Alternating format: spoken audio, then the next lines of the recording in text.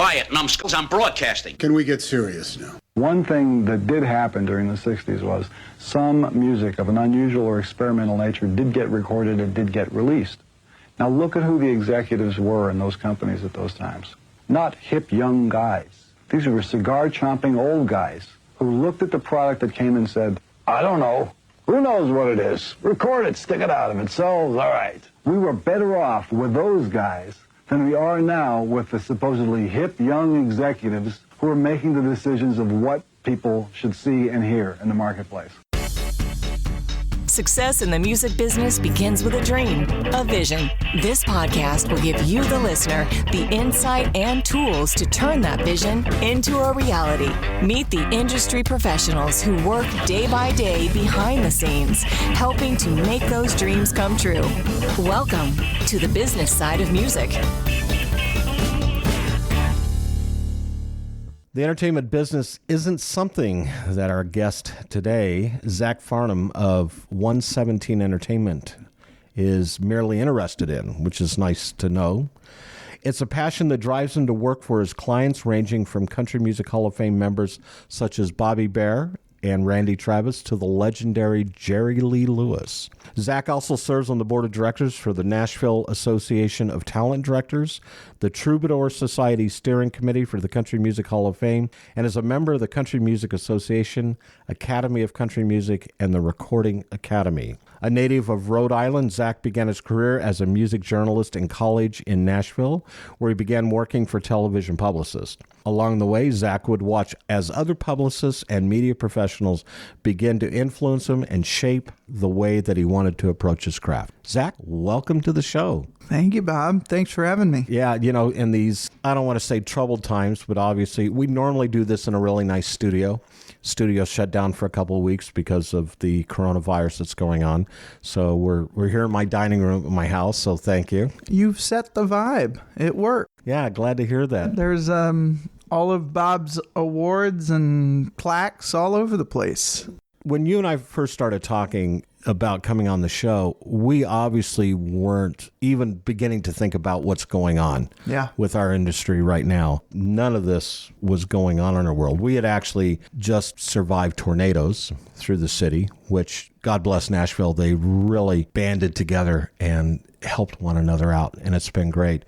But now we're dealing with something that's a lot more far-reaching, and I want to talk about the relationship between the artist and the publicist, but I think at some point want to fast forward into what's going on here. Yeah, definitely.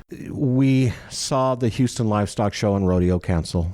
We saw South by Southwest shut down. 160 some odd thousand tickets sold. Yeah. Obviously, we're seeing all sporting events, tours, other types of, venues and concerts closed down. They just shut down Broadway last night, Lower Broadway. Any of you that have been to Nashville know that's where every single honky-tonk in town. Yeah. This has to be a publicist's nightmare at some point. I think it gets to a certain point where you just throw your hands up.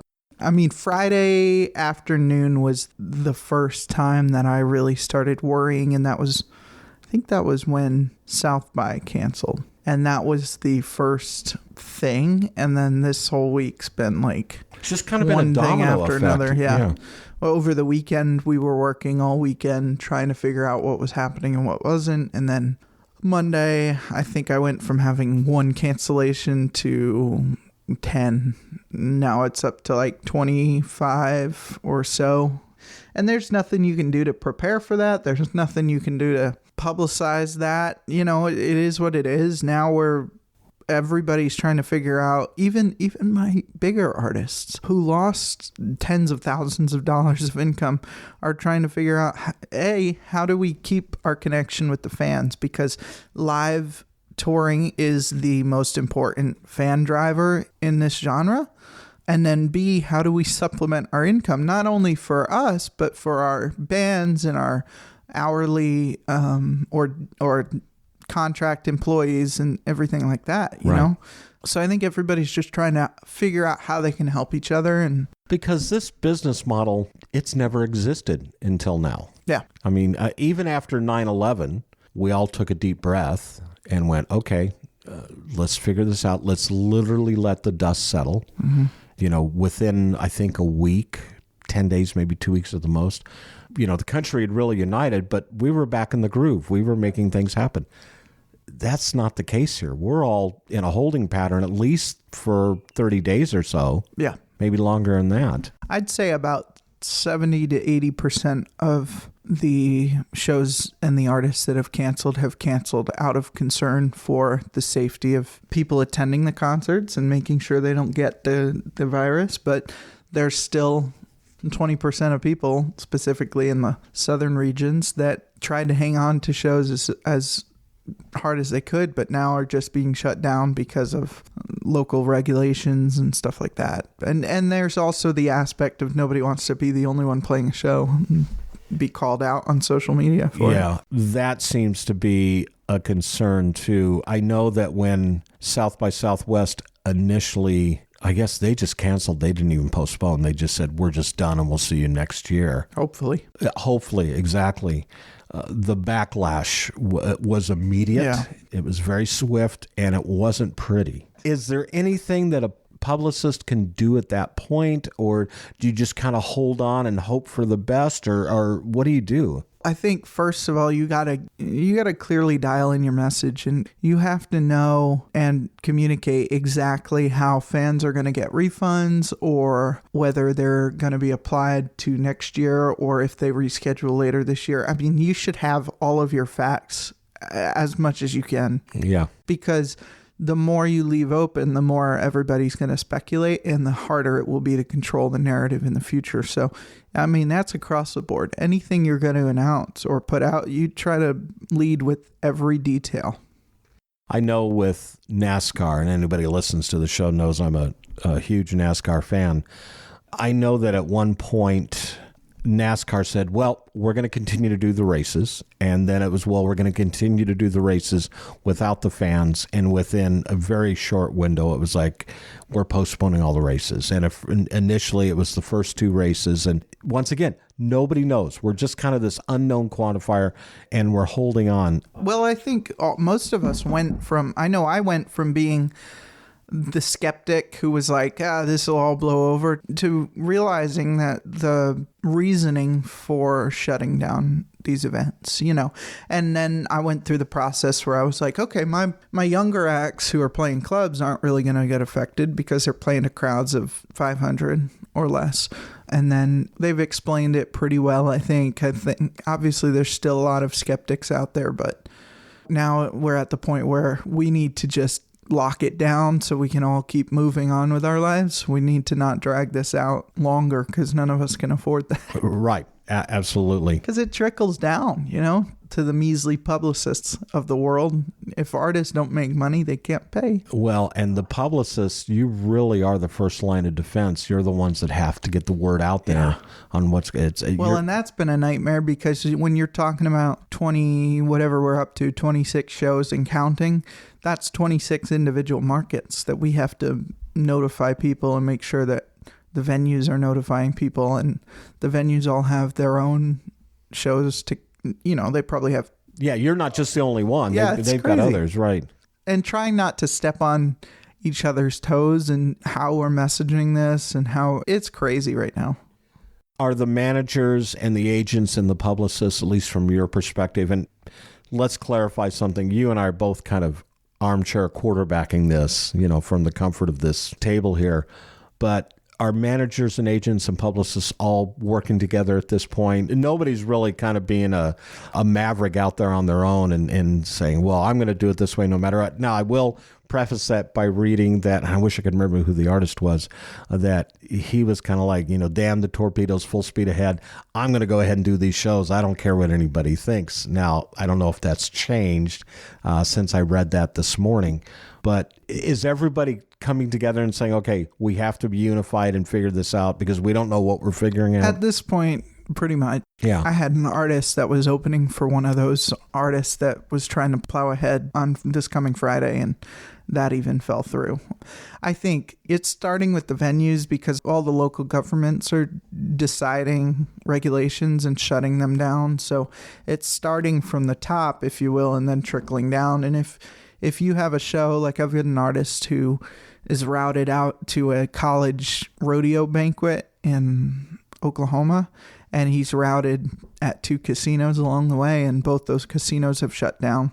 So that creates a chain of reaction where we can't even afford to go out and do that college rodeo show. And that'll probably end up getting canceled anyway, but now it creates a routing issue for us.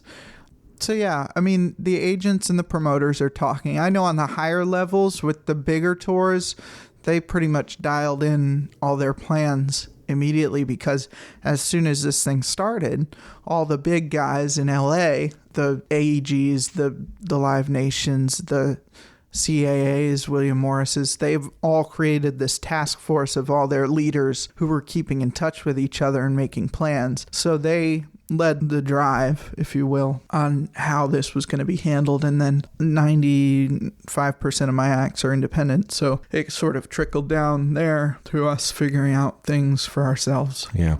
We're going to take a break and we'll come back. We're going to dig into a little bit about the relationship between the artist and the publicist, and at what point the publicist fits into the artist's career. In the studio with us today, Zach Farnum of 117 Entertainment. Hey there, this is Claire Bowen, and you're listening to The Business Side of Music. You're listening to the business side of music. Hi everyone, I'm Larry Butler, and I want to send you a free digital copy of my new book, The Singer-Songwriter Rulebook. 101 ways to help you improve your chances of success. That's right. Everything you need to know to launch your career as a singer-songwriter, all based on my 40 years in the live performance arena, and believe me, I've seen it all. In my book, you'll find the 10 things you have to deal with before even thinking about becoming a singer-songwriter performer. You'll also learn about the 5 things every singer-songwriter can do this weekend to make their live show better. 5 things I can guarantee that you are not doing already. Plus, there's tips on songwriting and staging, photo and video shoots, publishing, merch, dozens of other topics, all written for people who don't particularly like to read. And again, it's free. Just go to the Business Side of Music website homepage and look for my book cover. Click on it, and a free digital copy of my book will be yours. I'm Larry Butler, and I approve of this message. Thanks. Hi, this is Tom Sabella, the creator, founder, and co-producer of the Business Side of Music podcast. It's loyal listeners such as yourself that make our podcast successful. Take the time to sign up for our weekly newsletter. Not only does it contain information on upcoming podcast episodes, but also informative tidbits on the music industry and even bonus items that we give away. All you have to do is sign up at businesssideofmusic.com, and we will send you Larry Butler's new singer-songwriter rulebook. That's it. All you have to do is go to businesssideofmusic.com, sign up, and we will send you Larry Butler's new book. Thanks to all our loyal listeners. We love you. You're listening to the business side of music. Back in the studio, Zach Farnum, 117 Entertainment, sitting across the table from me. Thanks for saying it right. Nobody ever says our name right. I always get 117 or 117. Hey. It's 117. Just reading the notes. Glad it worked out. How long have you been a publicist now? Oh, something like 6-7 years. Yeah. 6 years, I think. Been a wild ride. And once again, some great clients when you consider, Randy Travis, The Killer, Jerry Lee Lewis, and of course, Bobby Bear. You understand why those artists need publicists because of the level of their career and where it's at. At what point does a publicist fit into an artist's career? Now, we talked during the break about this one artist who's kind of defying all the government regulations and, he's going to, do this show. And I'm not going to mention the artist's name, but that makes the publicist's job a lot harder. But obviously, a publicist has to step in and do something because there's just going to be damage control no matter what. At what point do you see yourself fitting in, especially with that independent artist in their career? I think it's important to start very early. So I look at my job with 2 sort of areas. We do public relations, which is where damage control, messaging, brand development, all of that fits in.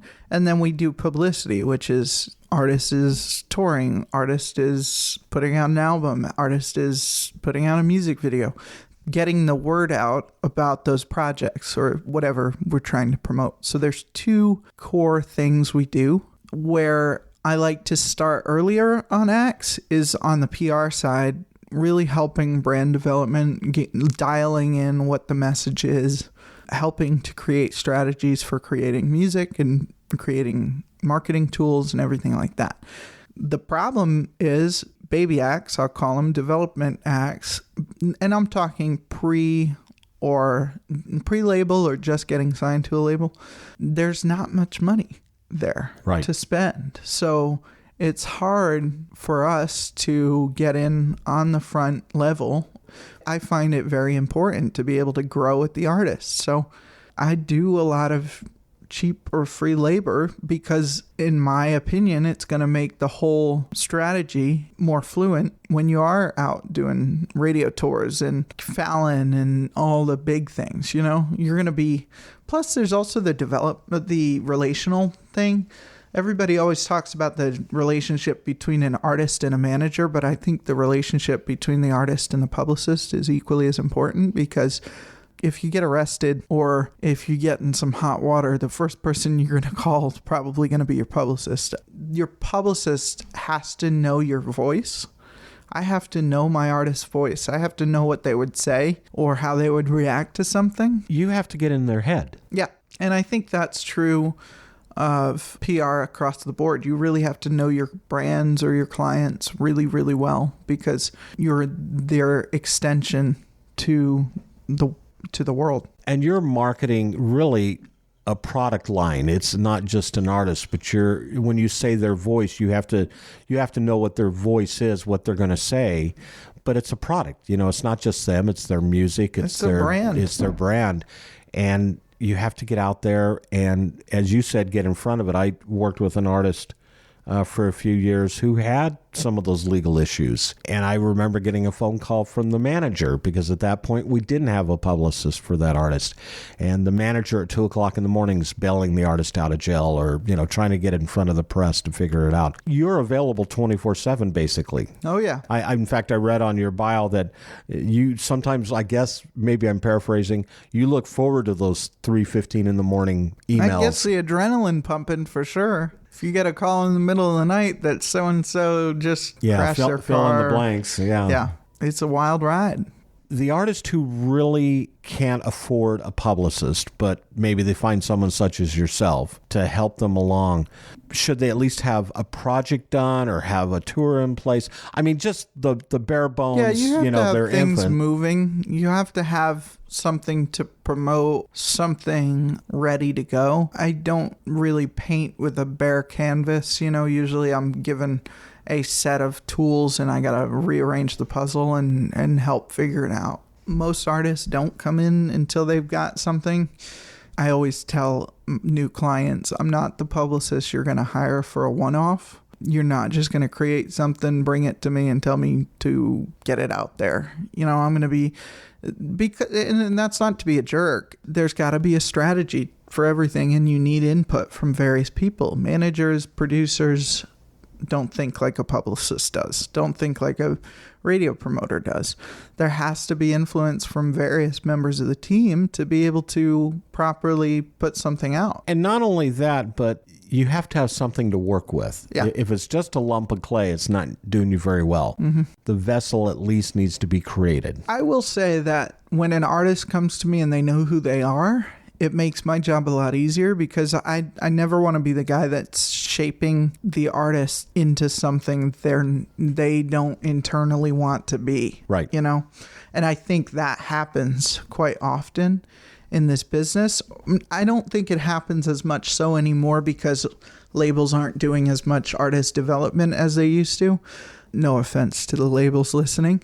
The truth is they're not, because they just don't have the budgets like...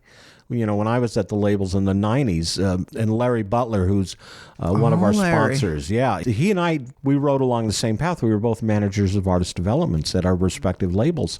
You had budgets back then, or maybe I should say we didn't have budgets. You just spent what you needed to get it done. Those days are gone, and they're gone forever. Well, and they're signing artists who already have fan bases built up, already have music out 8 or 9 times out of 10. So theoretically, those artists they know who they are. They're pretty solid in their beliefs and what they want out of their career. And their social media is in place for the most part. Yeah, and they've got a good fan base that they can derive from. But to my point, you used to have, and I'm talking the 90s and the early 2000s especially, kids that would get picked up by A&R teams or come off a reality show like American Idol and get thrown into a record deal too early where they don't know who they are. Thank you. And then they run headfirst into a wall of brick, and that causes issues.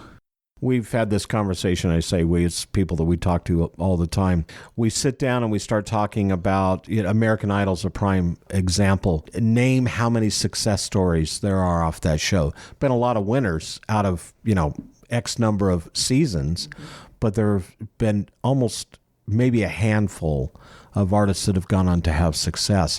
With that being said, you can still have success without being on those types of shows or without having a major record deal. I guess it's just where do you set the bar and what is success? Success is relative. And I tell every artist I work with this. You don't have to have 20 number one hits to be successful. You don't have to be on a late night TV show to be successful. You determine your own success, and your fan base determines your own success. If you can go tour and make a living touring and selling merch and selling music, then you're a step ahead of most people trying to do this game. I think it's hard when artists are constantly pursuing fame or stardom. It's hard for them to produce authentic content. In country music, I find especially that authenticity is the most important thing for success. Being real. Being exactly who you are. Look at Texas. Those guys down there, people that I guarantee you 95% of your audience has not heard of, are making a huge living. Just in Texas. Pat Green's a legend down there, and all I know about him growing up in Rhode Island is Wave on Wave. I mean, but he's a legend down there. Yeah. And those are the guys that they can work the Texas market and maybe the Oklahoma, New Mexico market and have a solid career their whole lives. And it's expanding now up the Midwest. You got red dirt stations throughout Colorado and up that area. But yeah, it's a niche market. The Texas market is unlike any other, I think, in the world. But you have many markets. Like I've been to Ireland, and I have a lot of friends in Ireland, and those guys just tour Ireland and they make a living doing that. Granted, there's not millions of dollars in it, but if you're money driven or stardom driven, your chances of being successful are slim to none. You've narrowed your feasibility down quite a bit. Totally. Yeah. And that's not to say you shouldn't always reach for the stars and try to be the best you can be, but create music, create authentic music that's you. That's a great line. We're going to take another break, get another word in for our sponsors. And when we come back, we're going to talk a little more with Zach Farnum here with 117 Entertainment. Hi, this is Angela McHouston, and you're listening to The Business Side of Music. You're listening to the business side of music. Wow, I just joined the Music Starts Here community. This is a truly hidden gem for anyone in the music business. Whether you live in Nashville or anywhere else in the world, Music Starts Here is like a GPS for your music career. This is the place to be if you want to get advice and direction from some seriously talented musical people who have been where you want to go. Music news, events, and a great big community with resources for artists, songwriters, musicians, studio and tech, along with music business advice from pros in the industry, all on one site. Make sure you get your free profile now. Go to www.musicstartshere.org. That's musicstartshere.org. You're listening to the business side of music. Back in the studio, Zach Farnum, 117 Entertainment. You and I met vicariously through Doak Turner, Music Starts Here. Some months ago, you were actually working on the Randy Travis tour that we went to the press release there. Yeah, that's right. We met there. How's Randy doing, first of all? And he, for clarification, he wasn't actually going to get on stage and perform. It was his band and someone else was doing it. But he was going to be as hands-on as he could be. Yeah, we actually did 3 shows, one of them at the Ryman here in Nashville. And it was really cool. He and Mary were up on stage and he was interacting with the audience and interacting with his band guys who he hasn't been on tour with in 6 years. And I think his energy radiated enough to fill that gap of where his voice wasn't there. And just James Dupre just knocked it out of the park. I don't think nobody in that audience left disappointed. It's a really cool concept. We're doing another one. Yeah, I was going to ask you, is there more in the pipeline? Yeah, there's more to come. I think we just announced one in New Mexico on May 30th. Knock on wood. Hopefully that happens. But yeah, I think we found out that it works better in casino settings and stuff like that. Did one in Gulfport at a casino. We probably could have done 3 nights there. It was packed. The audience was rowdy. It was a really good time. That had to have made Randy feel so good too. Yeah, man. Randy, he needed to get back to the fans as much as the fans needed him to get back to them. Yeah. You know, we've been doing a lot of appearances here in Nashville and near their house in Texas. A few things all over the country, but we really hadn't done anything in most of these markets. So I think it's trying to figure out how we can make enough money to be able to go to the market and get it done, you know, because I think the fun times we have with the band, I mean, it's all the original guys, even the tour manager, Jeff Davis. Yeah, I've known Jeff for years. His son and my son used to play hockey together. Jeff's dad was Conway Twitty's tour manager. Yeah. Jeff's been with Randy since nearly the beginning. So having him and the band out, it was just really good. We did miss Rob Houston, who just passed away yesterday from battling ALS. He was not able to make it out on the tour. And then LD, the lead guitarist, was not able to make it out on the tour. But he played the Ryman. From a publicist standpoint, Randy would be probably that very unique. You're not going to see it too often because he really can't speak for himself. Mm-hmm. His wife communicates through him. She does a great job. Does that make your job more challenging, or? For sure, yeah. You know, I don't have any artists that are plug and play, if you will. I don't have a George Strait where I'm mostly saying no to things. Right. All of my artists have unique challenges about them. And yeah, Randy not being able to communicate what he's thinking is tough. We have to work around that. And it's taken a lot of communication between him and Mary and I on getting him involved in the interviews and figuring out how can we have you, Randy, answer questions without talking, and with kind of channeling your answers through Mary, but still interacting. And them not being the same, you know, we wrote these down. These are the rote answers you're going to give. And we started by doing that, and it worked for the first few years, but he just wanted to be more hands-on with everything. He wants to be because he's Randy. all up here in the head. He knows everything. He's smarter than you and me. I mean, Mary will forget. They'll be out running errands and she'll forget to pick something up. He'll remind her. He just can't communicate it, which I can't even imagine that. It's been hard. I will say a lot of people in the industry have been, on the press side, have been really good about it, and they've been willing to work with us and work around it. I think everybody recognizes how iconic he is and how his music has influenced thousands upon thousands of people, hundreds of thousands of people, millions of people. He has influenced hundreds of thousands and millions of fans. You know,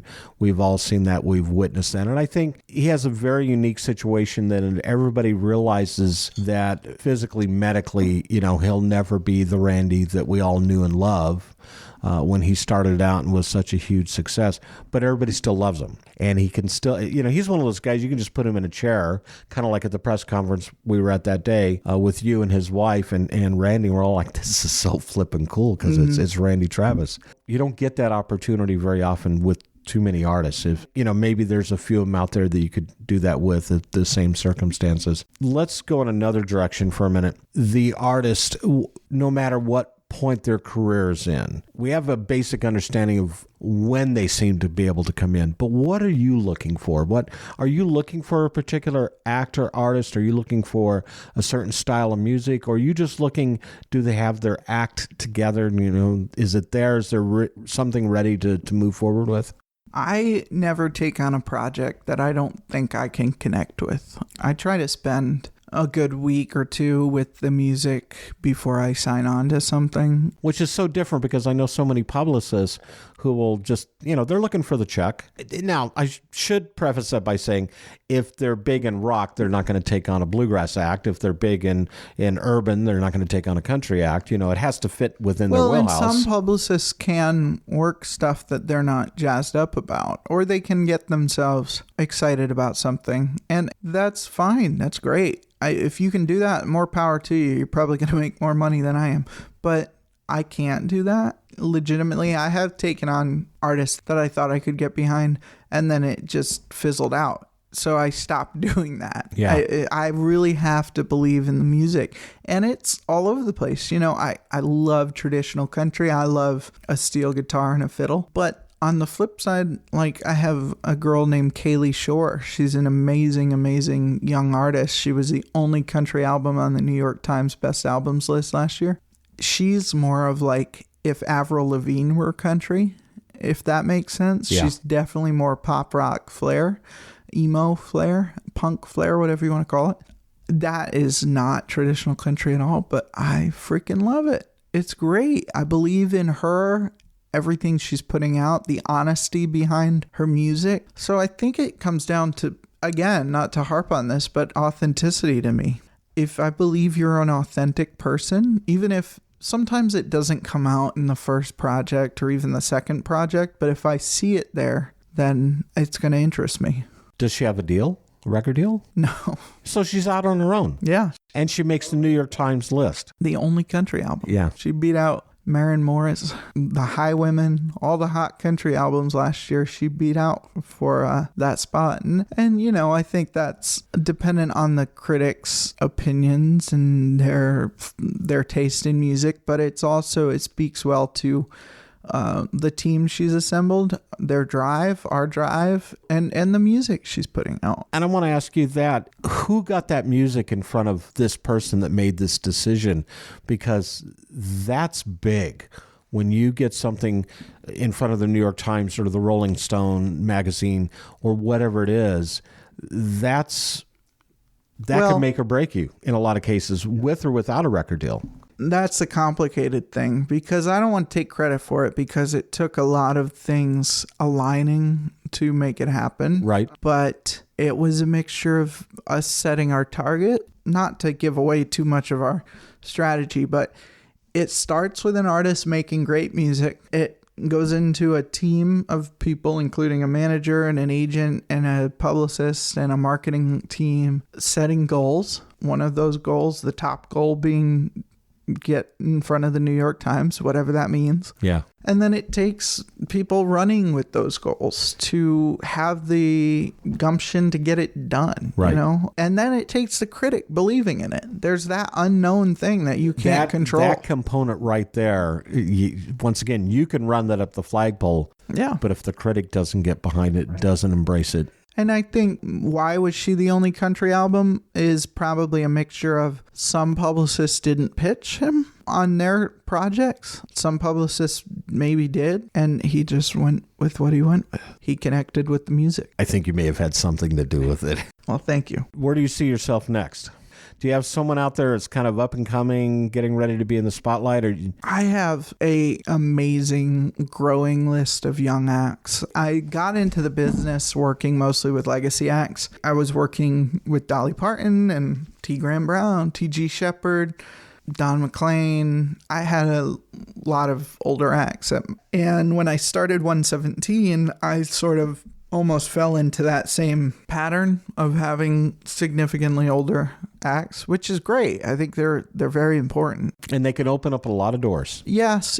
But they also need publicists. They need team members because that's a huge audience that they're catering to that I don't think our industry capitalizes on or monetizes enough. So they need that support. But you're right. They also they set a precedent for what your business is going to be like. But I decided probably a year into owning my own business that I wasn't just going to be a one-trick pony, and I wanted to expand my roster dynamically in every sense. I wanted females and males and older people and younger people and people in the middle and traditional act, non-traditional acts, and sort of all over the place. So I've got a little bit of everything. Nobody on my roster really competes with each other in a lot of senses because they've got their individual buckets. I'm not going to list them because I think we're up to like 24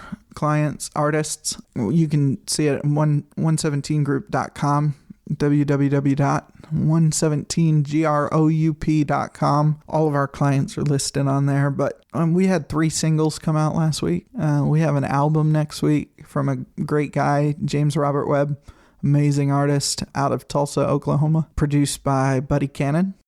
Classic, amazing producer, just produced Reba McEntire's last album and Willie Nelson's ongoing albums. I think Willie releases like 3 albums a year lately, so he keeps Buddy busy. But so that's coming out next week. Bobby Bear, we pulled an album out of the vault. I don't know if you saw this, but Bear recorded an album in 78 of all Shel Silverstein songs. No. Yeah. And Bear had done quite a few albums that were all written by Shel, but this one in particular was one that the head of the label did not like for various reasons, but also he and Bear had friction from the start. He said something like, "This album won't see the light of day over my dead body," or something like that. Right.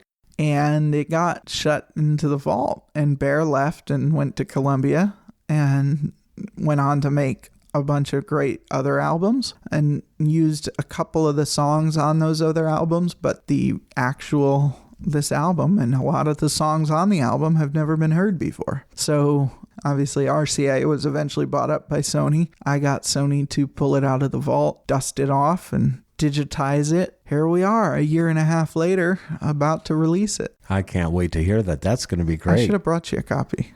I'll get you one. Called Great American Saturday Night. Oh my gosh. I can't wait to hear it. That'll be cool. A few cuss words on it, so if you don't like that, don't listen. Hey, we're a podcast. We can get away with that. That's right. That's right. Zach, thanks for being on the show. This has been great. This was great. Thanks, Bob. The Business Side of Music is the creation of Tom Sabella and Tracy Snow and is produced by Bob Bender. The Business Side of Music is recorded at Music Dog Studios in Los Angeles, California and Nashville, Tennessee. Production sound design by Keith Stark. Voiceover and promo by Lisa Busan. You're still here? It's over. Go home. Go.